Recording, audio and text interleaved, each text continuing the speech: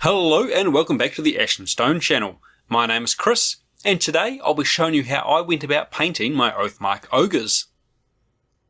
Starting from a black undercoat, Vallejo Natural Steel is going to be our first port of call, and funnily enough, we're going to hit all of the areas of steel with it.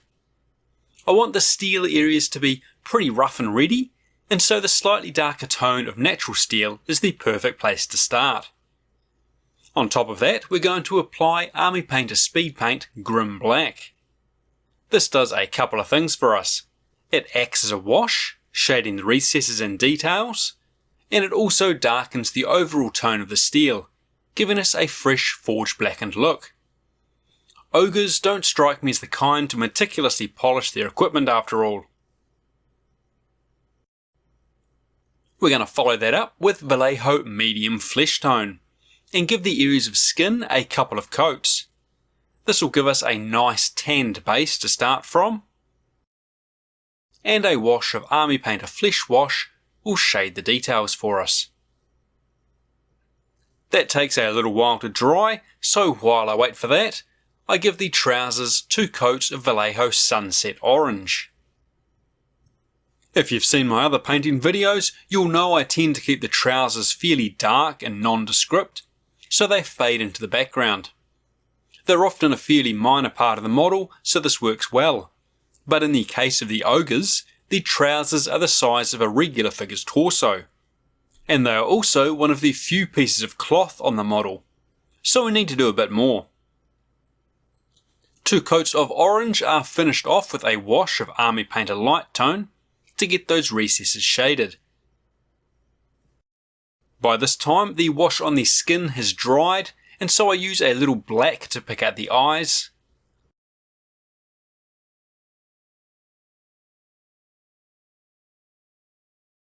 Followed with a couple of spots of white to pick out the whites. For a big model, the eyes aren't that much easier to do than a standard size one.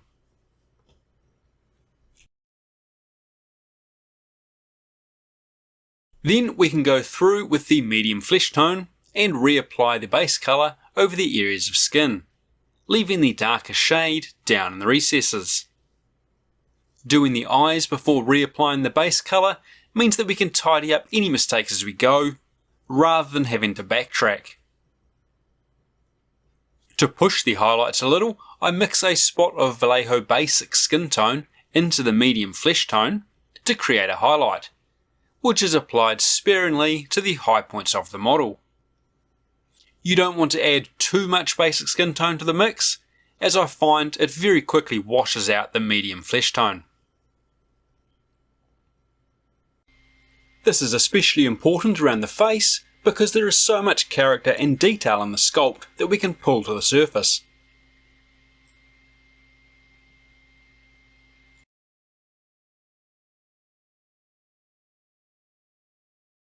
I used some Vallejo Brown Rose to paint the figure's tongue, and mix a little into some medium flesh tone to get a slightly rosier skin colour, which is applied to the ogre's bottom lip and the tip of his nose. Again, it requires very little as the colour change can quickly become overwhelming, and I like to keep it a little more subtle. Army Painter Red Tone is used to wash the inside of the mouth and around the teeth, giving us a slightly warmer shade in the mouth. Now we have to wait for that wash to dry, so I go back to the trousers and reapply the base colour of Sunset Orange to the higher points on the cloth.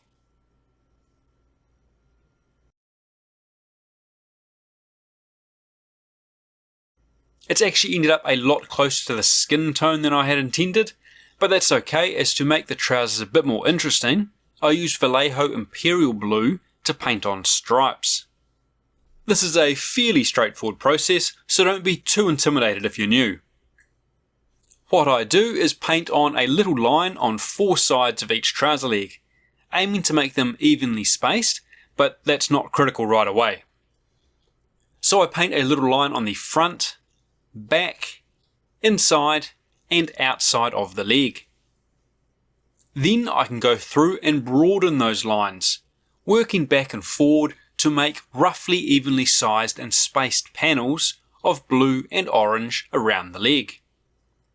Small adjustments are the aim of the game. When I'm happy, Vallejo Magic Blue is applied as a highlight, leaving the darker blue in the recesses. When that's done, I decide that the blue is a little flat, and so I mix in a little Vallejo Sunrise Blue into the Magic Blue to create a highlight. And then I hit the highest points just to lift it a little more. By this time the wash in the mouth has dried, and I use Vallejo Iraqi sand to paint the teeth. Followed by a highlight of Vallejo Off-White.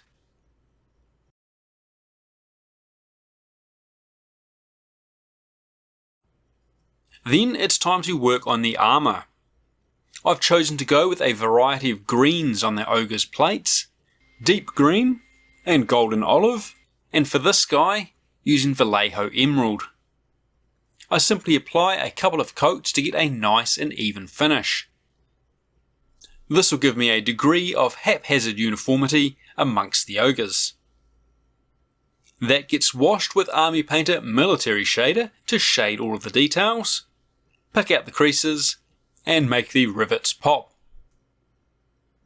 I'll leave that wash to dry and then come back in with the emerald to reapply the base colour, leaving the wash down in the recesses.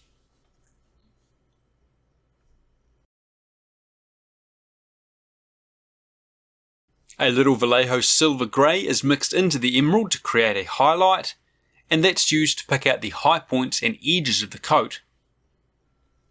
It's applied a little haphazardly, so I don't have any even edges to simulate wear and the tattering of those edges.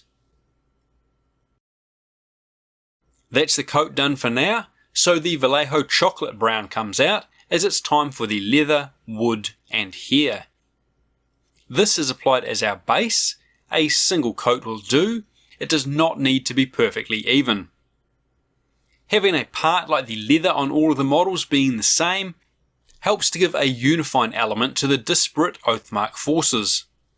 Of course in Oathmark you can mix and match your ogres with your humans, or orcs, or dwarves, or all of them at once, so having some unifying elements means that even if they're armed and equipped differently, they still have a commonality that makes them look like they belong together.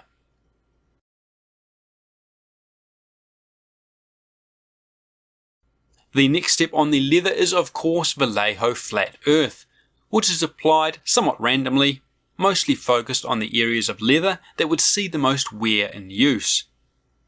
So outside edges, protruding folds and the like. It's not a highlight in the traditional sense, so leaving the chocolate brown in the recesses or covering it up on the high points is not critical at all. This is followed up with Vallejo Dark Sand, which I apply to the spots of the leather where it's been worn down through the outer dyed layers to the raw leather beneath. I like to use a finer brush for this so I can get neater scratches, and it's applied really unevenly as dots and dashes along the edges and as small spots and scratches on the flatter surfaces of the leather. We're going to switch gears slightly and work on the wood and hair, and for that I use Vallejo Beige Brown to apply a highlight. The mace haft and shield have some great wood grain texture on them, and so I use that as a guide to paint in my highlights. Hitting the shield with a careful overbrush to pick out the high points. Again, this does not need to be perfect. A follow-up wash is going to do a lot of work for us. I also take the time to apply a careful dry brush to the hair, highlighting the sculpted texture there.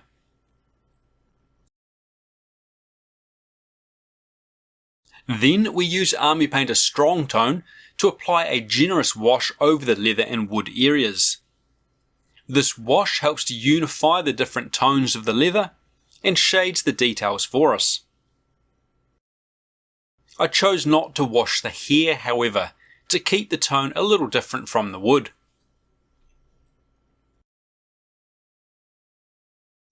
Next up, I use Vallejo Rust Wash to apply an uneven wash over the areas of steel. This just adds a little extra depth and tone to the blackened steel, giving us a slightly more interesting finish.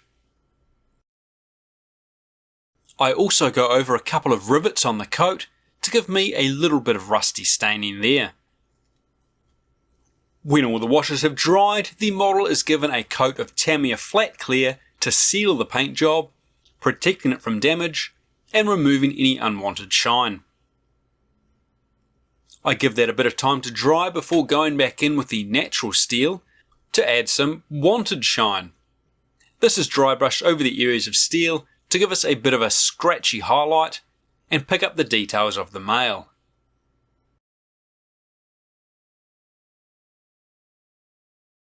I then use a finer brush to apply some more deliberate highlights on the edges of the larger chunks of steel, and to pick out the rivets on the model, such as on the shield boss, a couple on the coat, mostly those that I hit with the rust wash earlier, and the rivets on the armour straps.